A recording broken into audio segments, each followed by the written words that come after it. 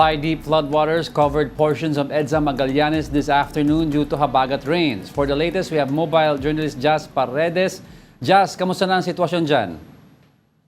Yes, Checo, sa mga oras na ito, nakikita natin na patuloy na bumuhos ang ulan, ngunit mas bumuti na yung lagay ng panahon kumpara kaninang tanghali nung sinumulan natin ang pagbabantay dito sa Magallanes, sa Makati City. Kung makikita natin sa aking likuran, Diego, passable na sa mga motorista itong Magallanes Tunnel dito sa Makati. Samantala kanina, nung naabutan natin ay abot hanggang hita yung tubig dito, kaya naman na-stranded yung ilan sa mga motorista na naisa nang dumaan dito sa tunnel. Sa ngayon, Diego, dahil nga mabuti na yung lagay ng panahon kahit papaano at nagsubside na rin yung tubig, ay patuloy nang nakakadaan yung mga motorista sa lahat ng parte ng kalsada. Sa buong Makati City, wala na rin naitaas na mga kalsada nga hindi na maaaring madaanan dahil nagsubside na nga itong tubig baha.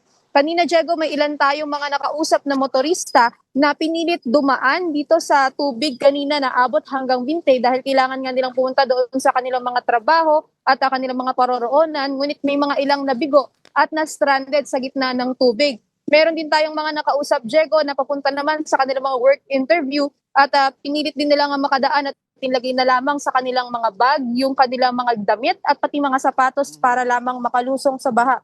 Sa ngayon, Diego, nagpapatuloy ito nga pabugso-bugsong ulan at patuloy nating babantayan yan.